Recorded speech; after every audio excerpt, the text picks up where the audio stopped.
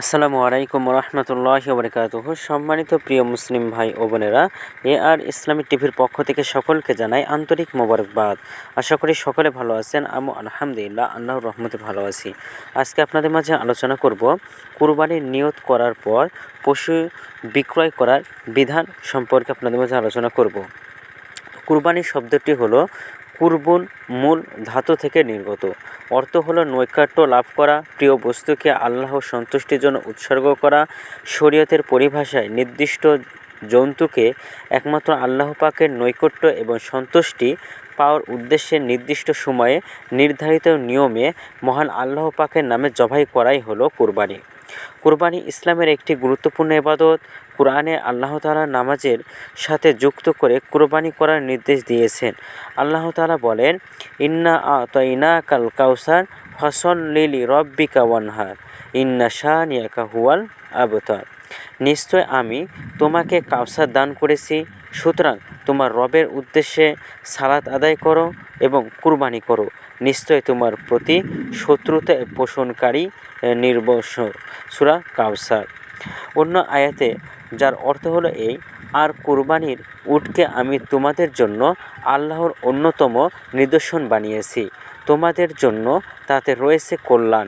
সুতরাং সারিবদ্ধভাবে দণ্ডায়মান অবস্থায় সেগুলির ওপর আল্লাহর নাম উচ্চারণ করো। যখন সেগুলি কাত হয়ে পড়ে যায় তখন তা থেকে খাও। যে অভাবী মানুষের কাছে হাত পাতে না এবং যে অভাবী চেয়ে বেড়ায় তাদেরকে খেতে দাও।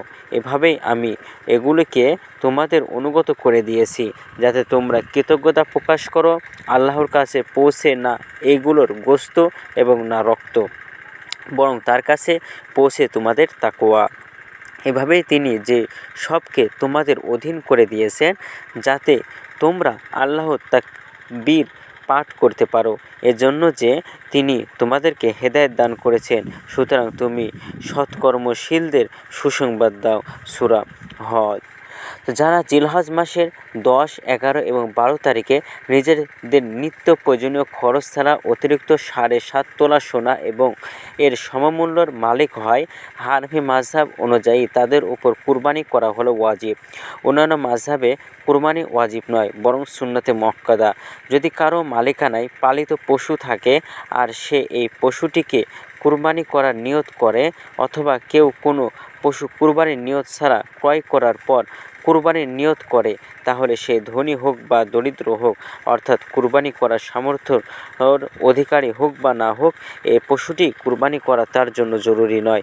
সে এই পশুর পরিবর্তে অন্য কোনো পশু কুরবানি করতে পারে, এই পশুটি বিক্রয় করে দিতে পারে। কিন্তু কোনো পশু যদি কুরবানির নিয়তেই কেনা হয় তার হুকুম আলাদা। কুরবানি ওয়াজিব এমন কোনো ব্যক্তি যদি কুরবানি করার নিয়তে কোনো পশু কেনে পরে সেটি পালার জন্য রেখে দিতে চায়, পরের বছর কুরবানি দেওয়ার নিয়ত করে বা বিক্রয় করে দিতে চায়, তা তার জন্য জায়েজ। কিন্তু তার ওপর এ পশুর সমমানের বা এ পশুর চেয়ে উত্তম কোনো পশু কুরবানি করা হলো ওয়াজিব। তাই দ্বিতীয় পশু কেনার সময় খেয়াল রাখতে হবে সেটা যেন প্রথম পশুটির চেয়ে কম মূল্যের না হয়। দ্বিতীয় পশুটি যদি প্রথমে কুরবানির নিয়তে কেনা পশুর চেয়ে কম মূল্যের হয়, তাহলে প্রথমটির চেয়ে যত টাকা কম তত টাকা দান করে দিতে হবে।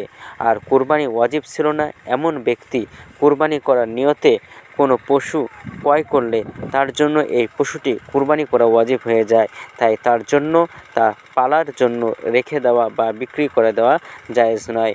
যে বছরের কুরবানির জন্য কেনা হয়েছে ওই বছর কুরবানি না করা হলে কুরবানির দিনগুলো চলে গেলে এই পশুটি দান করে দেওয়াই আবশ্যক।